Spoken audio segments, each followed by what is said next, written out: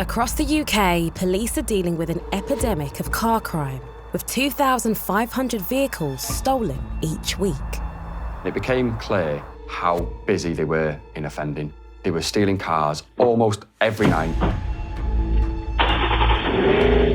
Who can steal the most cars? Who can steal the best cars? Who can drive the fastest? X5. And organised crime groups like these in Manchester don't even need keys to steal your precious motor. The value of the vehicles that they'd stolen, it was well in excess of £4 million in a 10-month period. Yo, you know us, come on. How people didn't end up being killed was just beyond belief, really. Get him, bro, ram him now. Manchester's a great city, really diverse. It continues to grow and develop real different communities within different types of the city. And with that come different challenges around the crime types that occur. I'm Roger Smethurst. I'm a detective inspector within the Serious Organised Crime Group working for Greater Manchester Police. The main aspect of our work is to target organised crime groups and individuals who are causing problems to the local communities. In September 2022, the Serious and Organised Crime Team received intelligence on a gang of car thieves operating in the Greater Manchester area. The TVIU is the Tactical Vehicle Intercept Unit, more commonly known by many as the Interceptors. They're daily patrolling, going out there chasing cars, and so they're able to bring operational information into the force.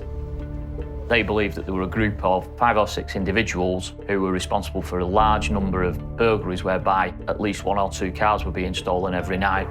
The Interceptors have been investigating an increasing amount of stolen vehicles across the region over the past 11 months.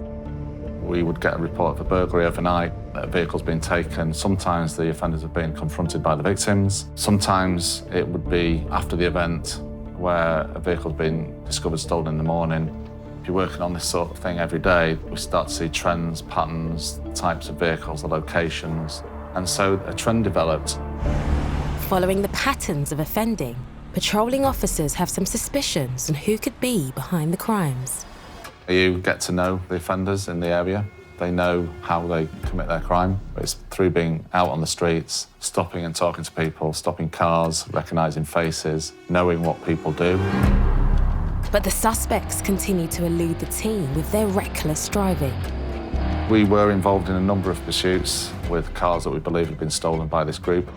Some of those pursuits were called off because of the speeds that they were driving at, and the areas that they were operating in were remote and across the border into other force areas. Despite best efforts, they were making very little progress. The staff in the team were a little frustrated that they were unable to make those links evidentially and attack the conspiracy. It became apparent that a lot of these were already in trouble with the police, but because they were being dealt with in isolation, the courts weren't seeing the seriousness of the offending being brought together. And this is where we bridge the gap, turn intelligence and instinct and experience of officers out on the ground patrolling into evidence that we can present before a court. And that is the expertise of the Serious and Organised Crime Group. With the suspects still at large and victims increasing daily, DI Smethurst launches Operation Napoleon. The first steps were to appoint an investigative team. So we identify an officer who's going to be the officer in the case, which was Chris. Detective Constable Chris is a covert officer working in the organised crime team. First point of call is make sure the intelligence is correct. So here's your intelligence, here's who we think's committing the crime together, can you prove it? We had a couple of people who were named as responsible for this group. So we then start to look at who these people are associating with, who they're in contact with, who are they in touch with on social media. Police scour social media to try and link the names they have to the offending. We established that 1 or 2 members weren't particularly that savvy around how they got their settings on their social media profiles. Then we start to see videos and footage being uploaded onto social media of what they believe to be stolen cars. And that really started to give us our first proper clues. Yeah. It became clear really quickly how busy they were in offending. And they might not always go out together, but they were committing crime on a nightly basis. They were stealing high-powered vehicles from addresses, so specifically targeted addresses. For these really expensive cars, we had BMWs, Audis, your Mercedes. Range Rovers were a big favourite. With a 47% spike in thefts this year, Range Rovers topped the list as the most stolen car in the UK. They had stolen a Range Rover SVR, which was £108,000. Within an hour, they'd stolen another one, both without keys. They'd nicked nearly 200 grand worth of cars without keys. Keyless thefts, they call them. Keyless car thefts are built upon wireless technology, so signals from electronic devices that should be unique to the vehicle. But we know that criminals are able to replicate those devices and replicate the frequency that is required to activate the car's locking system, for example. The organised crime team have unravelled something huge. So by late September, I'm getting briefed by my team that, yeah, we're onto the right people here. This is a real problem, and actually, boss, we think it's a bigger problem than what we've originally been told. And most concerning of all are the ages of the suspects. A lot of these are kids. A lot of them are under 18, 15 to sort of 19 was the age range, with I think there was only 2 adults. They knew how to break into cars. They're really good car thieves. And at 15, you shouldn't really know how to do that. Sadly, we do see a significant number of young people stealing high-powered motor vehicles, driving them at excessive speed. I think young males are attracted to this sort of crime partly because of the exhilaration of the chase, driving cars that probably wouldn't have access to through legitimate means. There is also an attraction to the money that comes with it. So where cars are being passed on for sale, they are passed on for a fraction of what they're actually worth. In context, that money is a significant motivator for young people. Dealing with kids, there's going to be a lot more challenges than we used to. The rules that govern the courts around juveniles are really strict, and you have to tick a lot of boxes before you remand someone. You're not going to get these great sentences because the court's hands are tied. It's more about rehabilitation at that point to try and get them off that track. Alongside the shock that they're dealing with a highly efficient OCG run by teenagers, detectives have to deal with the impact on the community. The biggest risk to us was this group, and we're almost out of control. So all it needed was somebody to wake up in the middle of the night, challenge this group, and something could go wrong. And their worst fears were soon to be confirmed. It started with one of the males snuck out of his care home, and we knew he snuck out because we got CCTV of him doing it. And he met up with 2 of his friends nearby. They then went and burgled an address and stole the VW Golf from that address. They then drove to a more affluent area in Manchester, and they tried to steal a nice BMW from a house. This time, they disturbed their sleeping victim. He was upstairs in bed, and he had a daughter in his house that was under 1 year old. You can see from the Ring doorbell footage that the victim chased the 4 offenders out of his house and further down the road. Yeah, go on. They seemed to then realise that there was 4 of them and 1 victim who'd come out of his house bare-chested and just a pair of pants on. My car, go! One of them pulled out what looked like a large, shiny object. Whether it was a screwdriver or a knife, we couldn't really tell. But they then chased the victim back up the road, and you can hear them from this Ring doorbell footage shout, "Stab him." The victim stood there and pleaded with him, and they stole his car in front of him anyway. They're the police! They drove that car at speed down the road and crashed it at the bottom of the road, and they got off and ran away. In my mind, I only had one decision, and that was we've got to arrest people as soon as we can. Come on. Officers had to act fast to stop these reckless youths. Act 5. What we see is the videos of these lads driving at speed. It went beyond dangerous. One of them was filming himself driving whilst smoking cannabis at 100 miles an hour. Get him, bro, ram him now! Officers of Greater Manchester Police's Serious and Organised Crime Team are on the trail of a gang of teenage car thieves who are stealing high-end motors. We had evidence which identified 2 key individuals. So as a team, we looked at that.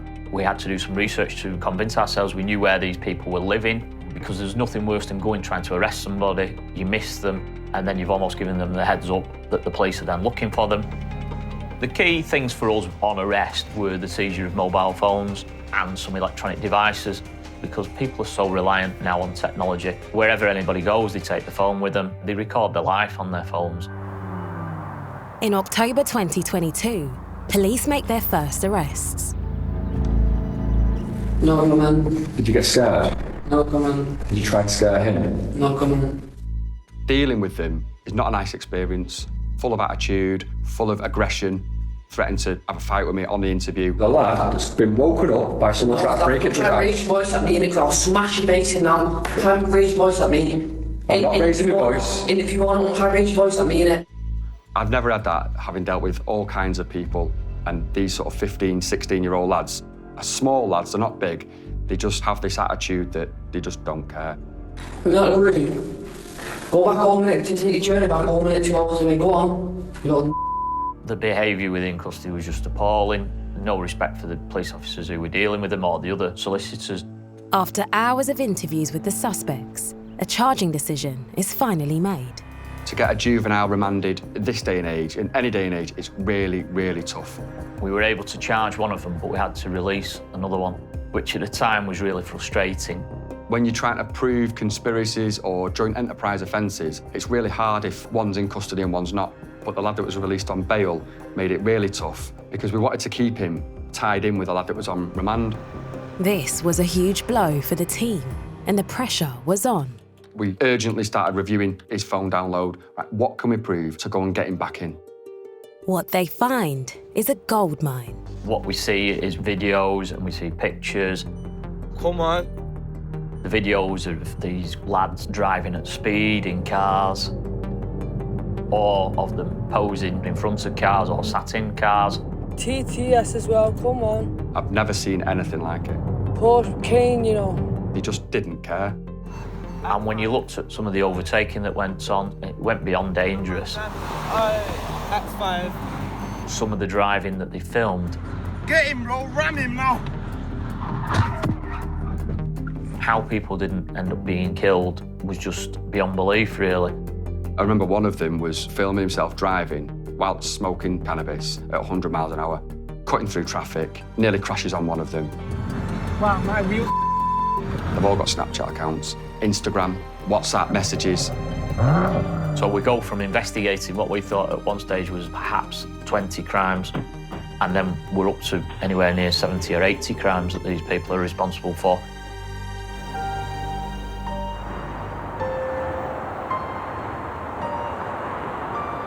Officers had had a breakthrough in their investigation, but not enough to have the suspects in custody. Oh, my car. We're starting to see this evidence that corroborates everything that we've been told. And you see how brazen, how violent, how dangerous they are. Ram him now. No machetes. No machetes. Ram him now. It was obvious to us that the other members of the group were still out there. They were still committing burglaries. They were still nicking cars. And the fact that we put one of their mates in prison didn't seem to bother them one iota. But their victims were bothered. The impact of their crimes were harrowing. There was a lady whose father was living at her address because he was receiving palliative care. The thieves walked past him in the house. He saw them because he was awake at the time of the morning. Because of the shock, he had to be moved out of the house. Within a couple of days, he was dead. And his daughter, who was caring for him, she didn't see him again. That really cut her up. It was awful speaking to her. It sort of chokes you up when you've got that human element to it. Officers had to stop these youngsters from getting behind the wheels of any more stolen motors. Having reviewed the evidence from the first couple of arrests over a 10-day to 2-week period, it's then a case of deciding, right, we need to go out and arrest 6 more people. So then we're back in the boat of making sure that we don't miss anybody. We usually build complex conspiracies against organised crime groups, which this lot weren't. They were that chaotic. We were working out who was the most dangerous or the one causing the most harm across Greater Manchester, and we had to pick them off that way. We were trying to build a conspiracy against them all. The more that we arrested them and we recovered their phones, we started to develop into a bit more of a group. The evidence against them was damning. Because of the nature of wanting to be top dog or the bragging rights, they were almost doing things and then in contact with each other, which helped us in terms of where they were at various times. And we could then start to use that data to review it against crimes that we were seeing occurring. Come on, the guys. We're also filming the interior of the car to show it off to their friends. So from those videos, it's at that point then that you can start to see the dashboard or various other bits within the car. It might help if there's something visually unique the owner knows about the car. So there might be particular stickers in the windscreen, for example, or marks on the car. But ultimately, for us to identify that car as stolen, there are numbers permanently etched into the frame, into the chassis, that help us to identify cars forensically. And items seized from the properties help confirm the involvement of the youths. And then we also had burgling kits from addresses, so a lot of mole grips, a lot of builder's gloves, a lot of balaclavas, and we also had cash at the different scenes, so kids wouldn't ordinarily have a lot of cash around them. It was just bringing all that together. 5 are now being held, but the real work is about proving the broader conspiracy charge. A lot of the time they were obviously boasting on the phones, but to link them all together as what you would call an organised crime group, but an unorganised crime group probably, we couldn't link some of them together. So we knew that they had access to a vehicle, and we knew it on a certain day that this vehicle had gone to the Blackpool area.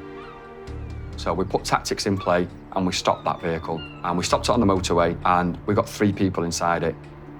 We'd linked 2 of them together, but there was someone we didn't know that was in that vehicle, and we then managed to link them all together, which was a real bonus for the investigation.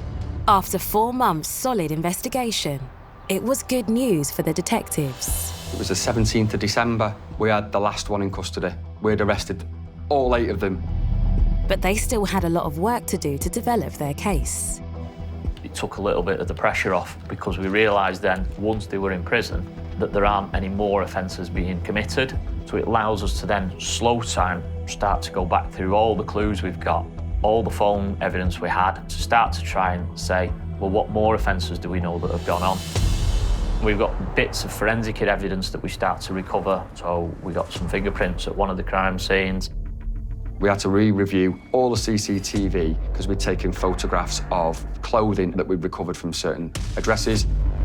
So there was some comparison work done between specifically some trousers that had some quite reflective stuff on it on certain CCTV cameras, Ring doorbells, and then we also had some cell site evidence from their phones to link them to certain offences. And mobile phones continued to play a vital role in linking suspects to that disturbing night of offending. We arrested one of them and downloaded his phone at a later date. From the download, we realised that at a specific point we could prove he was in the house. He turned the light on his phone for 5 seconds. And we said that that was when he was looking for the keys. And we said that that was the point that woke the victim up. Same lad's health app showed that he'd walked a certain distance on his phone, which linked in almost exactly to where he lived out of the area. Roger and his team now had the challenge of collating all their evidence to prepare for trial. The amount of data we were uploading onto the court systems was huge. The number of offences we were looking at, I think at one point we got near 200. It's really tough to show all this evidence when there is so much of it. So we decided to try and use one document per defendant as like a case overview. Right, we've got this event at this address. This is what happened, and this is the evidence that we had. So we try and keep it to an A4 side per offence. So you might have a video on a handset, you might have a video from Snapchat, some messages talking about it. You might have DNA at the scene or a fingerprint, and you just try to keep it as succinct and simple as that. After months of hard work, detectives get some good news. Through that process of presenting the evidence, the conversations, when we got to court, we never actually had to run a formal trial. Everybody pleaded. On the 27th of July 2023, the perpetrators were sentenced. When you look at the sentences for juveniles, the courts are really under strict guidelines. So I personally think that the courts were as harsh as possible on the juveniles. For me, I don't think they were harsh enough. For me, it's probably the most chaotic group that I've come across in 29 years of policing. In their 10-month crime spree, the teen OCG stole 138 high-end cars worth over £4 million. It did amaze me, the scale of the offending, the value of the vehicles that were stolen, the number of houses that had been broken into, and how often this group were out committing crime. And the teens' addiction to their phones played a massive part in their conviction. Yeah. Come on, the guys. The obsession of youth in using social media these days to video their activities, especially criminal activities, is slightly beyond me in terms of why would you do that. But it's very helpful for us as investigators. They just documented it themselves, really. Yo, you know us, come on. Albeit there was a lot of work to do, they did a lot of it for me and made my job that little bit easier to prove that they'd done what they'd done. Coming up, when the Serious Fraud Office gets involved in a case where money is stolen, the sums can be eye-watering. They decided to carry on with a hole in their books and their finances, and it just mushroomed and accelerated into what we came to see. So presumably, we've either got stock still in North Africa, or you have cash that you can pay us. The company was a massive Ponzi, a big hole, which ended up in a $500 million debt. So if you've received money, I think it would have been a decent thing, to be frank, to pay it to us. In the high-stakes world of international finance, there is no such thing as a victimless crime. It's a very difficult position for Rabobank right now, very difficult. Just because it's a bank, it doesn't make this any less of a fraud. So if you've received money since you spoke to, I think it would have been a decent thing, to be frank, to pay it to us. But is it Macbeth that says once you've travelled across the river of blood so far, you might as well continue to the other side? $500 million is quite a substantial sum.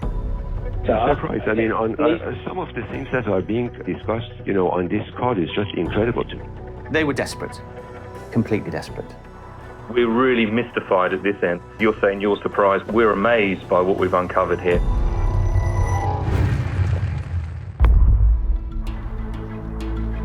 Being a principal investigator of the Serious Fraud Office, I see it as a pinnacle of my career. We deal with the big ticket frauds, the most complex frauds. But I just remember looking at this going, oh my God, it's a beast.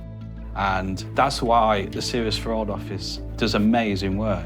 It's not easy stuff, this. It's not easy.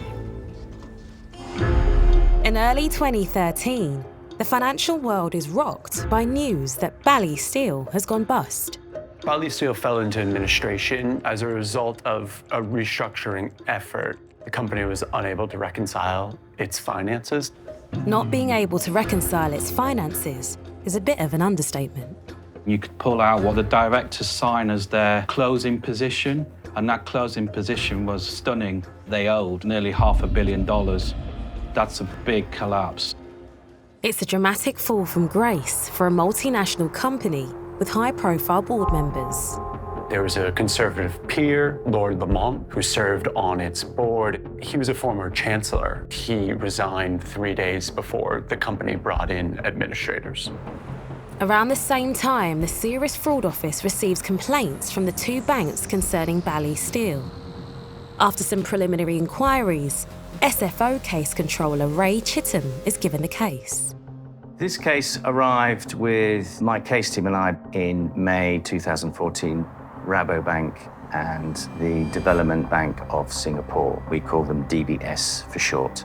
They made complaints alleging that Bally Steel had made misrepresentations in their trade finance deals, and they had lost a serious amount of money, tens of millions of US dollars. Rabobank and DBS are missing $120 million, but their claims may be just the tip of the iceberg. Bally Steel were doing hundreds of deals per year. So when they went bust in the beginning of 2013, there were approximately 18 trade finance banks across Europe and the Middle East and the Far East who had lost money, up to about $500 million US dollars, which is quite a substantial sum. Now that Bally has gone bust, the banks are the ones carrying the can. But for the SFO investigators, the key question now, is this criminal? Bally Steel was set up decades before the allegations of fraud actually came to light, and it garnered quite a bit of respectability. Bally Steel's story begins with two brothers from Iran. In 1979, London became a haven for much of Iran's elite, when the Shah was overthrown by the religious cleric, Ayatollah Khomeini. The brothers, they settled in the UK and they used their contacts in Iran and around the world to set up a really successful group of businesses. The primary one was Bally Steel. It was essentially a family-run business that had grown significantly over time. And at one point, this company recorded $1 billion in turnover, and they lived a lifestyle equivalent to that. The premises of the CEO and other executives was in the Hampstead area of London, so very well-to-do, and private gates with very nice cars outside. The brothers twice made the Sunday Times rich list, and in 2009, they were estimated to have a family fortune of about £130 million. Along with financial success came, of course, influence. The brothers became known in British society for being patrons of Iranian art and culture. They were donors to the British Museum, and they also were involved in the Iranian Heritage Foundation. The brothers appeared to be flying high, but when one of them landed in Switzerland in 2003 to attend the World Economic Forum in Davos, he was promptly arrested and taken to Germany. So one of the brothers was arrested on suspicion of fraud in relation to Bally's purchase of a German steelmaker. He spent about 10 months in prison. The arrest prompted Lord Lamont to write a letter to try and win bail for his business associate. I think it's fair to say that the brothers ran things close to the line, or at least their arrest in Germany suggests that they ran things close to the line. But eventually, the company that filed the criminal complaint against him withdrew the allegations, publicly apologized, and struck an undisclosed settlement with him. But it took several years for that process to play out. The brothers' legal team said it was a cultural misunderstanding in terms of the way the takeover was structured. But Bally Steel's next run-in would be with the American government.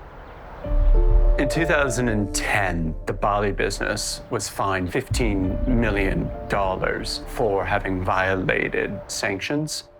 This involved the export of aircraft from the United States to Iran. The business essentially chartered a handful of 747s to a private Iranian airline for their use taking off in Tehran. The US believed this was an attempt to break the sanctions against the Iranian regime and obtain American technology.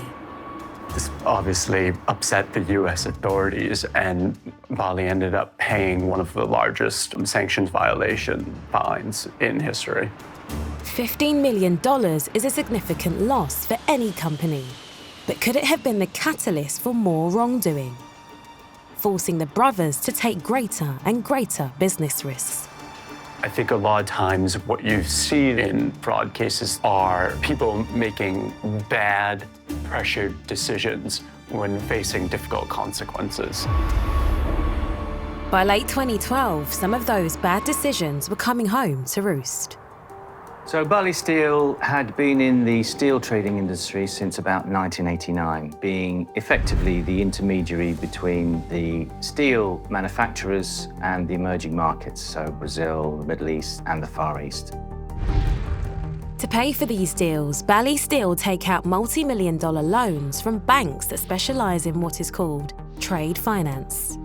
So Bally is a middleman. It ships steel from one country to another country. And the reason why you need trade finance is, in Bally's case, a lot of the shipments went from Europe to North Africa. Now, North Africa, if they don't pay, it's going to be difficult to get your money back. Their court systems are not the easiest, etc. Bally mitigates against that risk by getting banks to finance the deal while the steel is in transit. Provided the documents say there is a supplier, there is a customer, there's shipping documents, there's no risk here for the bank. If the customer doesn't pay or something goes wrong, there's steel on a boat, the bank has that steel, it owns that steel. So they get this warm feeling, oh yeah, I'm going to earn a bit of interest, some fees for lending some money on a very low-risk transaction. It's the fundamentals of international trade.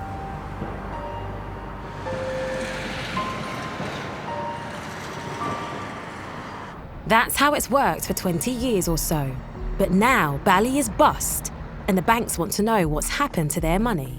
So in September 2012, Rabobank started to have some suspicions about Bally Steel and the trades they were involved in. The fact that we haven't had a discussion like this since January shows you how flexible and accommodating we've been. We haven't had a tough discussion before. But, you know, we're in a situation now where we're really mystified at this end, I have to say. When we looked at the books and records, to find a deal that was totally clean was difficult. In fact, we didn't. We should be getting that money. And to involve us in a cargo that's going to Iran is not a good idea. And that's how it appears to be to us. At all. It is not what we are doing at all. We are not involving you in any transaction relating to Iran. That's not how it seems to us. It's 2014, and the Serious Fraud Office is investigating international steel trader Bally Steel for a multi-million-dollar fraud. The scale of this case and its international aspects meant that we need to contact the suppliers of steel. They're typically not in the UK. There's the customers of the steel. They're not in the UK. There's the bank accounts, of which many are not in the UK. Before long, the team discovered that Bally Steel's problems began around the same time it was forced to pay a $15 million fine to the US government. Here it went obviously very wrong because they stopped repaying those short-term loans to the banks on time. And as that grew, these loans started to default, and it became a situation of what's called a Ponzi scheme, where they're robbing Peter to pay Paul.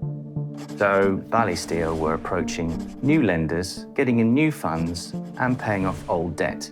And they had time to do this because the banks will give you these funds for about 180 days before you're expected to pay it back once the steel has been sold. So there's a lot of spinning plates. At its simplest, this Ponzi scheme involves paying existing banks in a steel deal with funds collected from new banks in a separate steel deal. The gamble that Bally was taking was that they would repay the loans and make enough profit to eventually balance the books. Well, this is actually a good basis to launch an investigation prosecution, because they're not telling the banks that we're actually paying off another bank because we owe them. And clearly, that's not right. But this was just the first level of fraud that the team will discover. Then we go to level 2, I'd say. Joining conference. Morning, how are you? I'm okay, thank you. I'm working through things at the moment. Unfortunately, cannot join the call today, so it's going to be myself only, I'm afraid. Okay. Well, that's all right. In September 2012, Rabobank started to have some suspicions about Bally Steel. It's a very difficult position for Rabobank right now, very difficult. And, you know, if you're receiving money in North Africa, we should be getting that money. Netherlands-based Rabobank had loaned money for several deals of Bally, but one shipment had run into problems. When we had a discussion, or you had a discussion with, you made it very clear to us that you were not going to be able to liquidate the North African stocks for months because the market was appalling. And I still haven't got a lot of this stuff liquidated. Rabobank wanted to find out what was happening to the steel trades. Were they going to be liquidated? Were they going to get their money back? Rabobank suspects Bally has sold the steel without telling them. The idea was that Transocean or yourselves should have come to us to ask permission to release goods. And the fact is that goods have been released by Transocean without our knowledge. They shouldn't have been. They should still be at the port. Transocean Navigation, which was a Cayman Islands freight company, it was, from the start, a company of interest. So what we have is we've received the manifest. These don't show Rabo as holding any interest in the cargoes. First of all, this vessel is on time charter to us, and we do not have a relationship which is with anyone but Transocean. And I'm quite surprised that they have actually shared with you details of cargo that's not even in your name. Transocean Navigation was critical to this fraud. The banks believed it was an independent freight company providing genuine documents. They relied on that documentation. I'm still struggling. Why isn't the cargo held to our order, the 15,000 tons? The cargo is held to your order. The 10,000 tons is held to your order. You have received bills of lading for it. But the manifests don't reflect that. A bill of lading is fundamental to these transactions because it shows where the steel's been shipped, the name of the ship, the journey that ship will take, and crucially, at the top of a bill of lading, it will say consigned to. Let's say ABF Bank. ABF Bank will want to see its name on that bill of lading consigned to ABF Bank. Vessel owners are ultimately responsible for what's on that vessel, and that is a fundamental fact in shipping. The vessel owner doesn't know about our bills of lading. They haven't seen them before. So, we're really mystified at this end. We're amazed by what we've uncovered here, and we don't normally do this. We've only done it because of the fact that this has been outstanding for so long. And surely if the captain thinks it's to order, then he needs to know, doesn't he? No, your chain in this is with Transocean. Yeah, but the charterer of the vessel is Transocean. What is this company? It's in the Cayman Islands. Obviously, as the SFO, we have the powers to get in behind these Cayman Island companies, which I found exciting because in my past life, it's very difficult to get behind these shells. But here at the SFO, you can get behind them and you can understand them. And in essence, Transocean Navigation was a fax machine. So I don't know about shipping well enough to be able to tell you who would the captain turn to. Can we talk to Transocean? You could, by all means. So the employees at Bali would send a fax to the Cayman Islands offshore agent who managed Transocean Navigation saying, please send this to Bank A, and they would. That document would be, the steel is in Dubai, the steel is in Oman, the steel is in Egypt. That's what Transocean Navigation did. And at least one bank realised this was suspicious. Transocean Navigation was nothing more than a shell company set up by the brothers to fool the banks and facilitate their fraud. We have a copy of the bill of lading for Ukraine. Great. It's been issued. It's been issued. If you have it, wonderful. That's fine. Well, it's not, because it doesn't say Rabobank. There was no steel. The steel had been sold, and Bali Steel had used the proceeds to pay off further debt. The problem is you actually have to ship steel and sell it to get the money. That takes time. But if you're in a Ponzi and you're desperate for money, you don't have that time. So then they reached, I call it DEFCON level 5. So they came up with what we called in the team a no-steel deal. One particular egregious deal involved a company in Chicago, Illinois, the US, a company called Magellan. And the bank involved there, at the end of their 180-day period, said to Bali, where's the steel or where's the money? Bali didn't respond. So we talked to an executive at Magellan who said, I had no dealings with Bali for this deal. That's not my signature on that contract. That's a fake contract. And we wouldn't even buy that steel. So they would pretend to buy steel, but there is no steel. That's when this company is near collapse. They were desperate, completely desperate. Maybe they thought there'd be some magic tree at the end of this that would rescue them all. But is it Macbeth that says, once you've traveled across the river of blood so far, you might as well continue to the other side? To see a venerable, well-established company involved in wrongdoing of this size over this period of time is something quite unique. After a 2-year investigation, the brothers, along with 2 other Bali executives, are arrested. The main suspects in this case was the CEO. He really ran the show, but you couldn't do this fraud on your own. It was too big, there's too much going on. It was a conspiracy between senior executives. Their legal advisor was given details of the evidence, and all of these questions were put to the suspects, and they answered no comment. The suspects are charged, but the case will not go to court for almost 6 years. This is a complex case, and always the challenge in the back of our minds was, how do we explain this to a jury? However, the no-steel deals really gave the team a lot of impetus, because a jury is going to find that a lot easier to understand. It's going to be a complex case, but before the trial even begins, the CEO decides to plead guilty. If someone pleads guilty beforehand, it is a huge boost to the prosecution and investigation team because effectively there's been a fraud. Jurors were told that essentially one of the people in the conspiracy had pled guilty to that conspiracy. The downside, of course, is the individuals in the dock can say, well, it's not me, it's him. Their defense was that they didn't know what was going on. They said that they were just taking orders from the chief executive.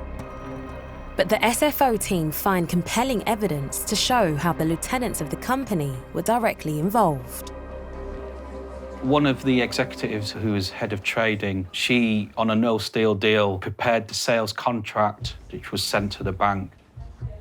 She had hijacked company details off the internet to put on a contract of purchase. And that contract would be used to show the bank that there was a customer and therefore the steel would be sold. Unfortunately for that lady, she picked the wrong logo from the internet because the bank thought it was this company in Qatar, but the logo was taken from a company in Saudi Arabia. I guess when you're under the pressure of continuing a big Ponzi, you make mistakes. And you think, oh my God, that's really stressful. You actually don't see that in the emails. You'd think they'd be like, oh, pulling their hair out, this is terrible, but you don't get that impression. In fact, the CEO was really calm. He's absolutely ice cold. In April 2023, 2 Bally executives were found guilty and sentenced to just over 3 years in prison. One brother, who was chairman, was ultimately too ill to stand trial, while the other brother, who was CEO, pled guilty and was sentenced to 6.5 years. I think the verdicts are important. It shows you've done your job well. A lot of frauds probably don't get reported through embarrassment, and maybe they were hoping that that would happen. But I've got to congratulate the banks in this case for reporting this fraud, because it's a serious fraud and it affects international trade. Banks have individuals who represent the bank, and when you're talking about huge losses like this, then obviously it does affect them personally. This is not a victimless crime. We all have our money in banks, and the losses incurred by banks are ultimately charged on to customers potentially, and we all pay the price for that.